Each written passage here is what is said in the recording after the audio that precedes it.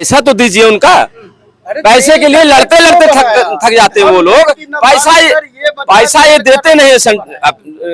Parliament में अभिषेक बनर्जी ने क्या कहा, आप अपना कागज दिखाओ, नहीं दिखाया इन्होंने, चैलेंज दिया, नहीं दिखाया। नहीं, वेस्ट बंगाल के अंदर तो बजट जाता है, लेकिन वहाँ क्या होता है आप जानते हैं? मैडम क्या होता है, बजट दीजिए ना, आप जिसका पैसा उसको दीजिए ना। और बताइए, ये वो लोग हैं जो फ्री की रेवड़ी उस वक्त हिमाचल के टाइम पर इतने हजार महिलाओं को देंगे, इतने हजार 700 रुपया देंगे, फलाना देंगे। वो किस कैलकुलेशन के आधार पर दे रहे थे कि मोदी जी बजट देंगे हैं, या अपना भी कोई आंकलन था आपका? यही है कि ये लोग जो है ना, सिर्फ क्या है, करनी और कतनी में जमीन आसमान का अंतर। वोट मिल जाए जैसे मर्जी, बाद में टॉयलेट। सेंट्रल, पूरे भारत सेंट्रल गवर्नमेंट से जो पैसा वसूलेगा उसका पैसा देंगे नहीं, उसका पैसा नहीं देंगे। और बताइए तमिलनाडु में क्या हुआ मैडम? सुन लीजिए मैडम, किया ना, तमिलनाडु में क्या हुआ पूछो इनको।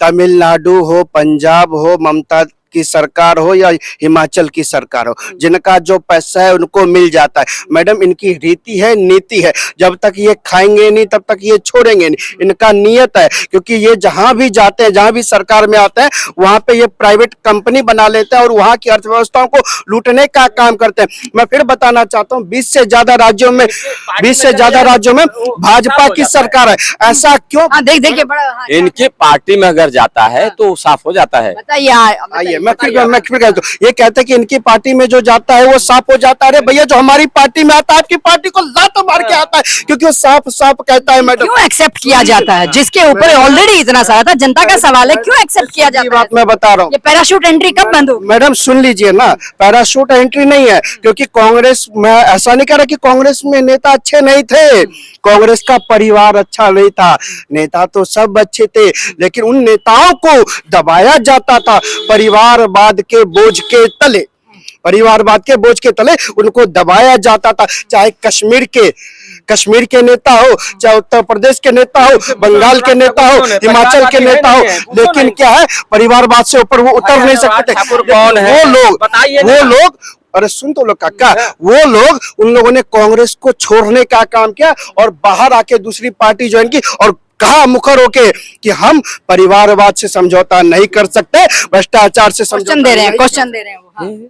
कांग्रेस ने जो बनाया इन्होंने 12 साल में खत्म कर दिया। आज लोग लाइन में लगे हुए हैं। नोटबंदी करके इन्होंने देश के गरीबों का पैसा निकाला, जीएसटी लगा के 27, 24, 40% लोगों ने पैसा दिया, अपने देश को उन्नति के लिए दिया। और आज क्या किया, पीएम केयर फंड में पैसा दिया। कहाँ गया पैसा इनका?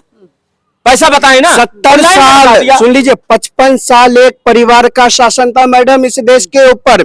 70 साल कांग्रेस ने मिला के सरकारें बनाई, लेकिन आपको पता है 70 साल शासन करने के बाद इस देश में एलपीजी को स्टोरेज करने की कोई क्षमता नहीं थी।